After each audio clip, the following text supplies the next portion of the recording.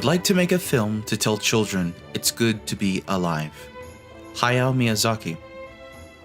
While there have been a homogeneous host of JRPGs bearing anime visuals, I couldn't pass this one up. Studio Ghibli was to anime what Disney was to animation in the West. Ghibli is known for consistently creating quality rather than quantity. Anime art that stands out in a world absolutely crowded with anime series that have episodes numbering into the triple digits. However, with the recent retirement of the legendary Hayao Miyazaki, one of the founders of Ghibli, undoubtedly the face of the studio, their future is currently uncertain. Just watch The Kingdom of Dreams and Madness. Ni no Kuni, Wrath of the White Witch, is a foray by Studio Ghibli into the world of video games, and what they've helped to craft here is just as endearing as their films, just as charming, just as emotional, and just as visually impressive as any of their animation. Add to that their collaboration with Level 5, who has put out titles in the Dragon Quest series, Rogue Galaxy, and the innovative Dark Cloud. Together, they've crafted an RPG that is truly special. There's no other way to describe it. Ni no Kuni, which translates as Second Country or Country of Two, is a massive, revised adaptation of Ni no Kuni Dominion of the Dark Djinn, which was released for the Nintendo DS in 2010.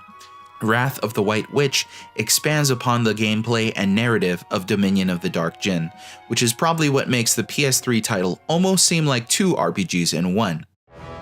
The game's storyline enters into a niche in classic literature similar to The Wizard of Oz, Peter Pan, and Through the Looking Glass, the childhood adventure story.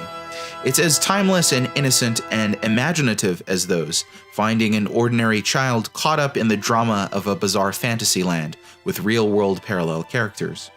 It should be said, however, that Ni no Kuni succeeds in these terms where most other modern adaptations and homages to classic children's stories fail. This game doesn't wear its influences on its sleeve. The world it has created is unique enough, with its own languages, cultures, and creatures, that it doesn't feel like a carbon copy or, God forbid, modern reboot of a classic franchise. It stands on its own. Ni no Kuni is a very long game, but the premise is as follows. Oliver is an ordinary boy living in perennial and ageless Motorville in the ordinary world. He and his friend Philip love cars and have built their own little racing car, but when they take it for a spin, Oliver has an accident. His mother, Allie, saves him, then the strain on her heart kills her, leaving Oliver an orphan. Oliver weeps alone in his room, clutching the doll his mother had given him as a gift. His tears fall on the doll, and it leaps to life, claiming to be a fairy named Drippy. Drippy tells Oliver that he has come from another world, Ni no Kuni, and there is an evil dark djinn named Shadar who is terrorizing the people there. But Drippy also says that in this other world there is a soulmate, someone who shares a link with someone in the real world, that Oliver's mother resembles the great sage Alicia of this other world, who has been kidnapped by Shadar. Together the two realize that Alicia is Allie's soulmate, and Oliver sets out on a journey to the other world with Drippy to save Alicia, under the shred of hope that saving her will also save his own mother and bring her back. So instead of becoming Batman, Oliver loses his mother and sets off to become a wizard to save her. According to President of Level 5, Akihiro Hino, we wanted to create a theme that would resonate with children in particular. First, we thought about how to express the fun of having dreams and adventures to children. And then we considered who would be the greatest influence in a child's life. We soon realized that it would have to be their mother. To lose one's mother would be the greatest of all tragedies for a child. So it made sense for us that the desire a child would have to help his mother would serve as motivation to continue a long journey. I don't care who you are, how grumpy or grizzled you are, or how much you love rated M games and headshots. What makes Ni no Kuni Wrath of the White Witch so special isn't just its magnificent visuals and presentation, its collaboration, its fun gameplay, or its characters. It's the heart behind all that. It's the frail, beating heart of a small child. In Oliver, young players will find relatability for their deepest fears of losing a parent, Is there anything more frightening as a child? Older players will feel in Oliver that part of themselves that they've silenced with adulthood. It's enough to bring even the most calloused and embittered gamer misted eyes with its sense of innocence, loss, and purity. In this other world, Oliver must seek out the four great sages to assist in his rescue mission, but he finds that Shadar has left the people broken-hearted. Oliver is introduced to magic by Drippy, and he's able to use his new abilities to mend the hearts of the people by gathering pieces of heart. He can carry several: enthusiasm, kindness, restraint, courage, confidence, belief, love, and ambition.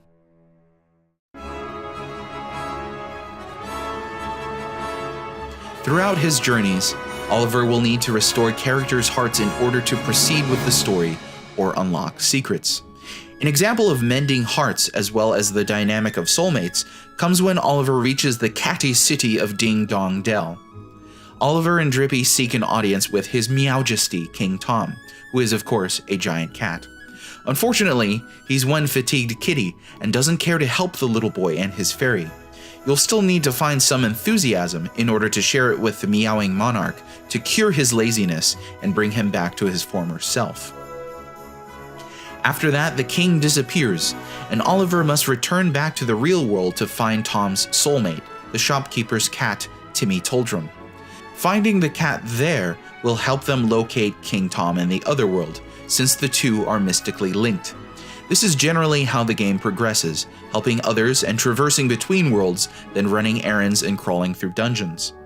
As a child stranger in a foreign land who comes to mend the broken-hearted, Oliver is immediately thrust into the sudden role of Messiah.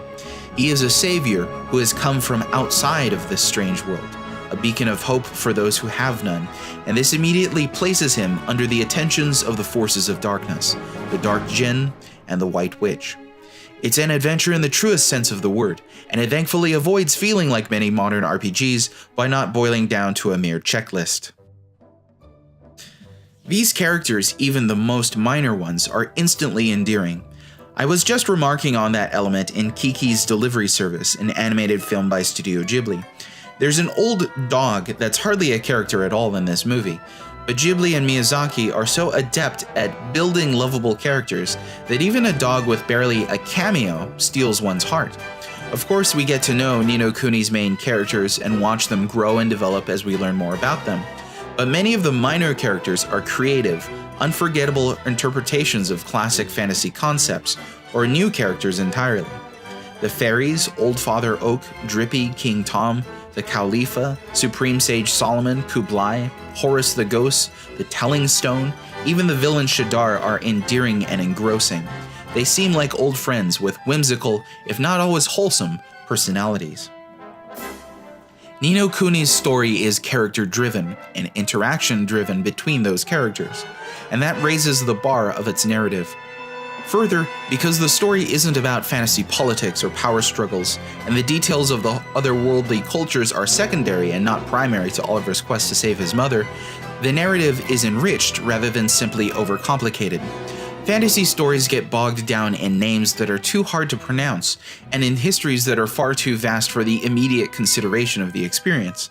But because this other world is seen from a child's perspective, the richness of names and culture and history is present, but it's not the focal point. That merely leaves us with the raw emotion of a boy's love for his mother. And Ni no Kuni succeeds in crystallizing all of that sentiment, wistfulness, and emotionalism which we've enjoyed in Ghibli's films. That's a rare accomplishment for a video game, and something which many RPGs have attempted to reach while only grasping at straws.